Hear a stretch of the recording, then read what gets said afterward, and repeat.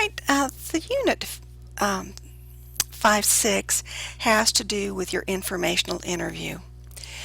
A few hundred years ago, when we used to talk about job searching and such, the key was to create this beautiful resume, and then you'd go to a printer and they'd put it on really nice paper for you, and it would be all grammatically correct, and then you'd send out hundreds of them to whomever you thought might hire you.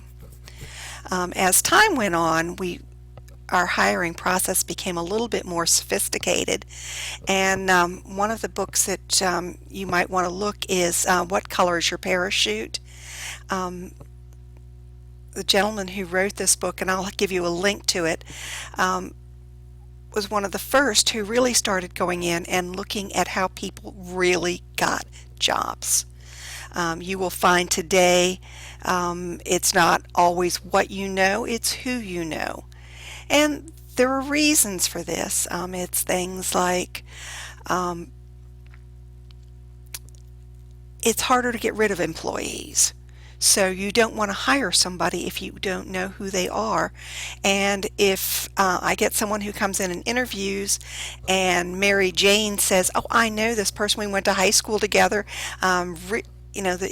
she's really helpful, she's always on top of things, I'm going to be more likely to hire that person than the one who just has this wonderful interview.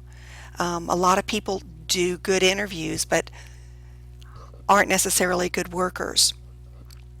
So one of the things that came up in What Color is Your Parachute was the informational interview. And what the informational interview does is it gives you an opportunity to go out and talk to people who are in the field that you would like to be in and find out what the field is really like. For example, when I was in graduate school, I considered going into advertising. I liked the idea of it. I really enjoy how fast-paced it is, and I love obviously working with words. What I found out when I went in and looked at more at advertising, advertising, like being an attorney, is not a 40-hour week. You're going to plan on working 60 to 70 hours a week, and you will find out in advertising probably half your time is going to be spent at evening meetings and such.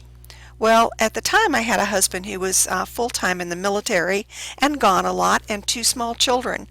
That job, no matter how much it might appeal to me, did not fit my lifestyle, which I thought was more important than my job at that point. So going out to the informational interview, you will find out details about the job that you will never get in the classroom. Your informational interview, it may seem rather hard, but right now people who will not talk to you 5 years from now when you finish school and you're looking for a job, they won't talk to you then, but they will talk to you today if you call them up and say, you know, I'm a student at TCC and I'm going to be majoring in electrical engineering, and I'd really like to know more from someone who is in the field about courses that you would have liked to have taken, what the job is really like. People like to talk to students. They will make time for you. So you've already at this point arranged your interview. It's not a family member, and this person is not supposed to be someone who's at the same level that you are in. Firefighters would not interview an additional firefighter. You would interview your captain. You would interview a trainer. You would interview someone who is in a field above firefighter. If you look in course documents, there's some suggestions for questions. It's helpful if all the students are asking the same sort of questions, so that when you look at your classmates' PowerPoints, you'll get the same basic questions being answered. All right, when you have done your interview,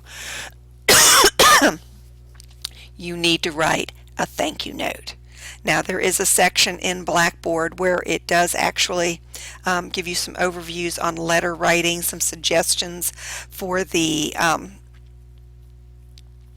positive sandwich type of letter, and which basically has 3 paragraphs. First paragraph is you set up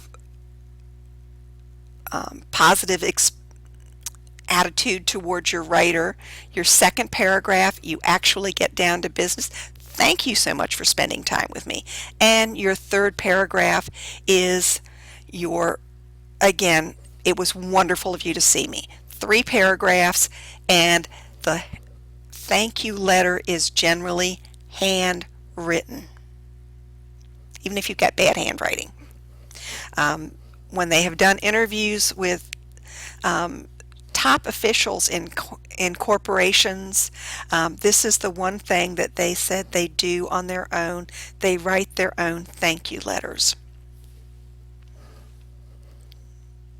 All right, send me a copy of the letter. You can either scan it and send me a copy of the PDF, or